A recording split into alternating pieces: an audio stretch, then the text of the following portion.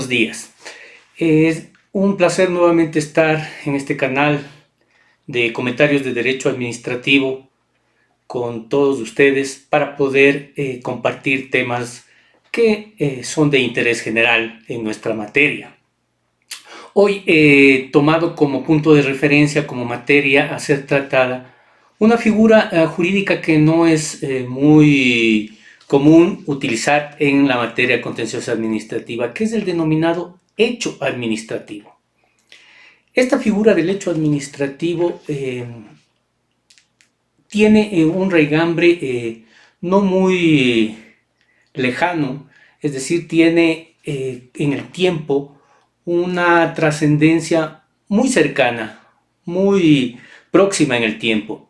¿Por qué decimos esto? Porque obviamente al inicio de la vida del derecho administrativo y sus figuras jurídicas, todo el derecho administrativo, la función administrativa se circunscribía a lo que era el acto administrativo, como una manifestación de la voluntad de la administración pública. Y así lo entendió el Consejo de Estado francés y posteriormente todas las legislaciones del mundo.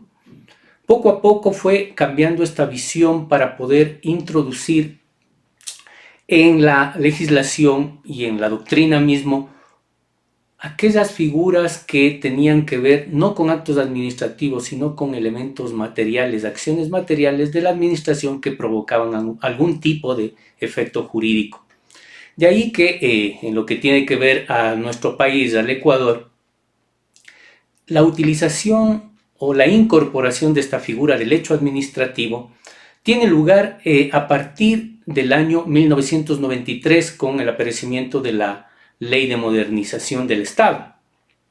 Antes de eso, y podemos verlo, la Ley de la Jurisdicción de lo Contencioso Administrativo no hablaba de hechos administrativos. Para la jurisdicción contenciosa administrativa no existía la posibilidad de analizar, revisar o ver efectos jurídicos derivados de acciones o de eventos materiales producidos por la administración pública. A partir de ese año es que en el artículo 38 de dicha ley se introduce a la figura del hecho administrativo como elemento a poder ser analizado y revisado dentro de la jurisdicción contenciosa administrativa. Y esto tiene una explicación. Esta figura del hecho administrativo dentro de la función administrativa es una figura bastante excepcional, diríamoslo de alguna manera, y su razón de ser está en que, si nos remontamos a los conceptos de acto administrativo, de función administrativa, se remonta al hecho de que todo acto administrativo, toda actividad de la función administrativa, por lo general se regula en un procedimiento administrativo y la declaración de la voluntad de la administración pública se plasma en un acto administrativo. Sin embargo, con el paso del tiempo se verificó que ciertas acciones de la función administrativa que no provenían de un acto administrativo, sino de una voluntad material de la administración, producían efectos jurídicos e incluso acciones de la propia naturaleza que no estaban supeditados a la voluntad de la administración pública podían producir o pueden producir efectos jurídicos en los administrados.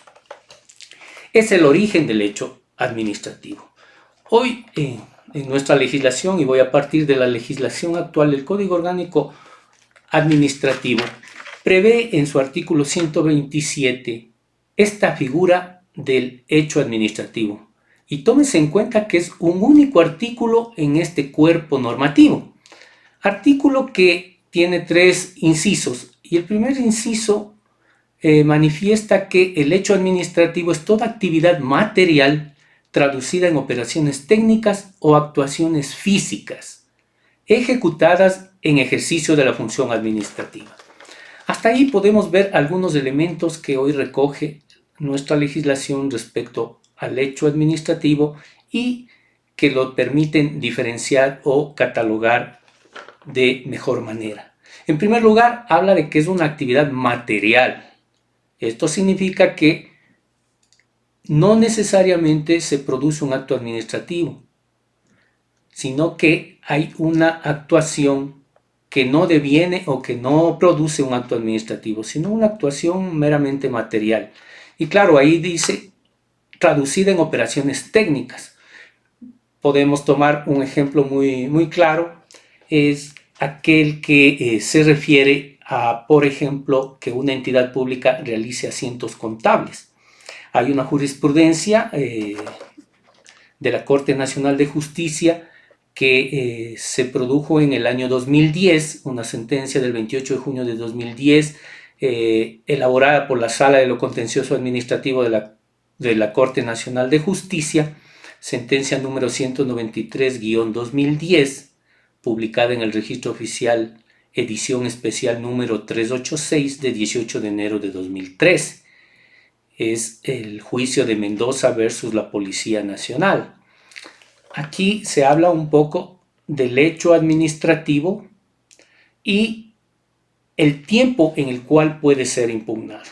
La Corte Nacional de Justicia ha manifestado enfáticamente que el hecho administrativo tiene que plantearse una acción de plena jurisdicción. Esto significa que debe plantearse dentro de 90 días conforme lo establece el Código Orgánico General de Procesos en la actualidad en el artículo 306 y como en épocas anteriores lo manifestaba la Ley de la Jurisdicción Contenciosa Administrativa, haciendo relación al artículo 38 de la Ley de Modernización que habíamos manifestado. Otra jurisprudencia que también nos puede clarificar la mente respecto a la naturaleza del hecho administrativo está dado en la sentencia número 332-2011 dentro del juicio 0215-2008, en donde la Sala de lo Contencioso Administrativo el 10 de noviembre de 2011 indicó o hacía ver la distinción entre el hecho administrativo y el acto administrativo. ¿En qué sentido? En el sentido de que el hecho administrativo consistía en esas actuaciones materiales, en operaciones aritméticas que no necesariamente producían efectos jurídicos directos en los administrados. En este sentido, esta jurisprudencia nos deja con claridad establecido que, o el ejemplo que da esta jurisprudencia es que la anotación de los asientos contables en una contabilidad de una empresa pública es un hecho administrativo.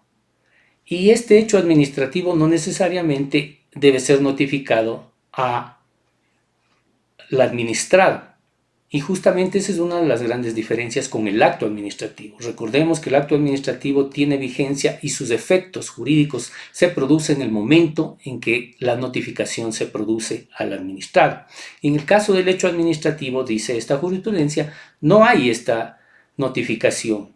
Sin embargo, los efectos jurídicos en el administrado se pueden realizar de manera indirecta. ¿Y cómo de manera indirecta? En el caso concreto se trataba de un juicio de coactivas, entonces el efecto era el cobro de esa deuda. La Corte termina indicando que desde que se produjo el hecho administrativo debía aplicarse o debía interponerse la demanda dentro de los 90 días, como habíamos dicho anteriormente, y obviamente en este caso particular se desechó la demanda, toda vez que se había presentado la demanda con mucha posterioridad a los 90 días de la acción subjetiva o de plena jurisdicción. Estos ejemplos jurisprudenciales nos permiten adentrarnos un poco en algunas cualidades que deberíamos tener presentes siempre que nos encontramos frente a un hecho administrativo. La primera cuestión, que ya lo manifestamos al dar lectura al artículo 217 del Código Orgánico Administrativo, es que hay una manifestación material de la administración pública. Aquí no hay una declaración de la voluntad. Esa es la primera gran diferencia. A pesar de que algunos doctrinarios dicen que no hay ninguna diferencia, sino que son la misma cosa. En todo caso, aquí vamos a tomar la línea doctrinaria que plantea Dromi. Dromi habla de que el hecho administrativo implica un hecho o un hacer material, una actividad material de la administración pública. También indica que se puede dar a través de una operación técnica o de una actuación física. Por otro lado, el hecho administrativo, también lo dice Dromi, no impone deberes a los administrados como sí lo hace el acto administrativo. El acto administrativo impone deberes y obligaciones al administrado. En cambio, el hecho administrativo, al ser una actividad material que no necesariamente es notificada y no conoce el administrado, no produce deberes en el administrado, pero sí tiene un efecto de imponer responsabilidades a la administración pública si se ha causado daño con ese hecho administrativo. Aquí entramos a otro elemento fundamental o otra cualidad que tiene este hecho administrativo. Existen hechos administrativos, y así mismo dice la doctrina, que pueden ser derivados de actuaciones humanas y otros que pueden ser derivados de actuaciones naturales. Los hechos administrativos doctrinariamente se dividen en dos fuentes de origen, digamos. Por un lado, los hechos administrativos que son derivados de una actividad humana y se los ha denominado por esa razón hechos administrativos subjetivos, y otro tipo de hechos administrativos que provienen netamente de la naturaleza, y por eso a estos hechos administrativos se los ha denominado hechos administrativos objetivos, porque no tiene intervención de la actividad humana. En este sentido, hay que tener presente que tanto el hecho administrativo subjetivo como el objetivo son fuente de origen de una posible responsabilidad de la administración pública, responsabilidad que tiene que ser reconocida a través de una indemnización. En este sentido, hay que tener presente que el Código Orgánico Administrativo actual establece en el artículo 217 que anteriormente mencionamos, en su inciso tercero, indica que toda persona que se sienta afectada por hechos administrativos pueden impugnar las actuaciones de la administración mediante una reclamación o requerir la reparación a que tenga derecho de conformidad a propio COA. En este sentido hay que tener presente que este tercer inciso del artículo 217 lo que nos está indicando es que los hechos administrativos dan origen o pueden dar origen a este reclamo. Recordemos que en alguna oportunidad, cuando hablábamos del silencio administrativo positivo, decíamos que en el silencio administrativo no existe un acto administrativo previo, y ese es uno de los elementos fundamentales del silencio administrativo positivo. Justamente este es el ejemplo claro en donde se da silencio administrativo positivo. Cuando existe un hecho administrativo que es sujeto o que es originario para dar nacimiento a responsabilidad extracontractual del Estado, que incluso el mismo Código Orgánico Administrativo reconoce en el capítulo que consta a partir del artículo 330 del Código Orgánico Administrativo al hablar de la responsabilidad extracontractual del Estado. Esta es la famosa responsabilidad objetiva del Estado, en donde el administrado, sobre la base de hechos, en un caso pueden ser hechos simples y llanos sin que tenga previamente el origen de actos administrativos, sino exclusivamente hechos derivados de la función administrativa. Pongamos un ejemplo claro: la actividad de la atención de salud pública es una actividad de la función administrativa, actividad derivada de una actuación humana, es decir, son hechos administrativos subjetivos que pueden derivar en un deficiente servicio, por ejemplo. Esa responsabilidad extracontractual puede ser solicitada o reclamada a la administración pública para que sea indemnizada. y ese requerimiento, esa reclamación tiene que ser tramitada conforme el Código Orgánico Administrativo. Vean ahí el origen, por ejemplo, de que si ese reclamo no es respondido en el tiempo establecido por la ley, puede darse un silencio administrativo positivo. Y en este sentido hay que entender también el segundo inciso del artículo 127 del Código Orgánico Administrativo, que dice lo siguiente: los hechos administrativos contrarios al acto administrativo presunto que resulte del silencio administrativo positivo, conforme con este código, son ilícitos. ¿Qué significa? Que cuando se ha producido el acto administrativo presunto derivado del silencio administrativo positivo, en tanto en cuanto ha existido un reclamo del administrado, ninguna actuación, ningún acto administrativo posterior puede modificar ese silencio administrativo. El acto administrativo posterior que desdiga el acto presunto del silencio administrativo se convierte en ilícito. ¿Por qué? Porque obviamente la ley está reconociendo que ese hecho administrativo produjo un daño y que ese daño tiene que ser resarcido. Y si la administración pública no respondió en el tiempo que establece la ley por silencio administrativo positivo, ha adquirido el derecho de esa indemnización por responsabilidad extracontractual. Y ningún acto administrativo posterior puede desconocer ese efecto. Eso es lo que hay que entender de este segundo inciso del artículo 127 del Código Orgánico Administrativo.